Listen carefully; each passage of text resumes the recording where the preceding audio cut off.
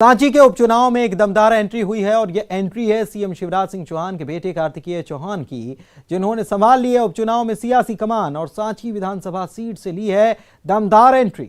अपने जुदा अंदाज में कार्तिकेय ने बीजेपी उम्मीदवार प्रभुराम चौधरी के लिए माहौल खींचा, लेकिन सांची में कार्तिकेय के अलावा भी एक चर्चा का विषय है।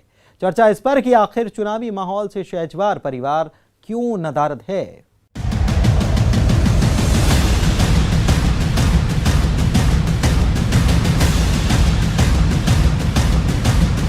वो कहते हैं उसूलों पर आग आ जाए तो टकराना जरूरी है, जिंदा हो तो जिंदा नजर आना जरूरी है।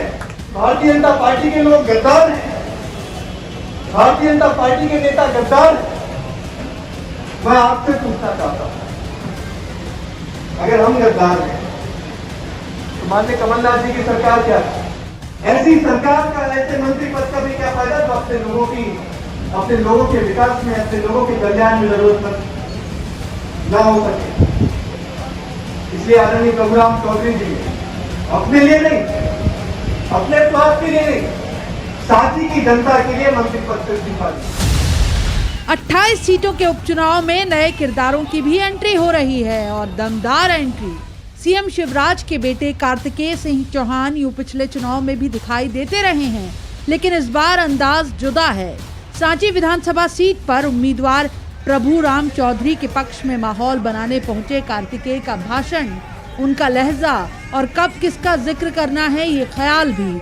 सिंधिया समर्थक प्रभुराम चौधरी की सीट है, लिहाजा कार्तिकेय ने अपने भाषण में केवल सिंधिया नहीं, उनके चर्चित बयान का भी जिक्र किया।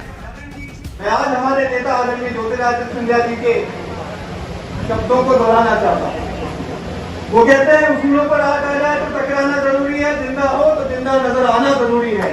और जिंदा नजर आने के लिए, आपके विश्वास के लिए आदरणीय प्रभुराम चौधरी जी ने विधायक मंत्री पद से इस्तीफा दिया। फिर कर्ज माफी के जिस मुद्दे पर कांग्रेस 28 सीटों का चुनाव जीतने की आस लगाए है, उस पर टारगेट किया।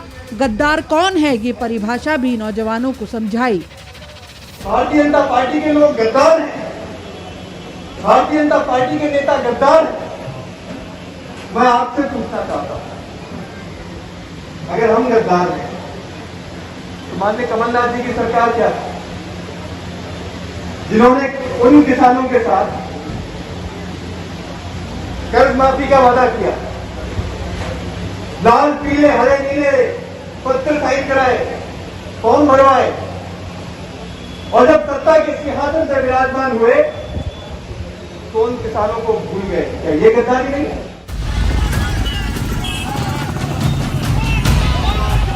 बीजेपी युवा मोर्चे के इस आयोजन में बाइक रैली के साथ पहले माहौल बनाया गया और उसके बाद सम्मेलन हुआ, लेकिन कार्तिकेय सिंह चौहान के भाषण, उनके अंदाज और उनकी राजनीति में बढ़ती सक्रियता की जितनी चर्चा हुई, चर्चा इस सम्मेलन में पूर्व मंत्री गौरीशंकर शेजवार और मुदित शेजवार की गैर मौजूदगी भी थी।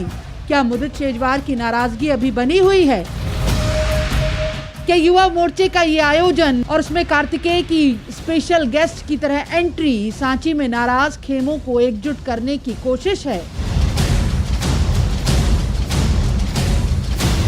रायसेन में देवराज दुबे के साथ bureau report, news 18 Madhya Pradesh Chhattisgarh.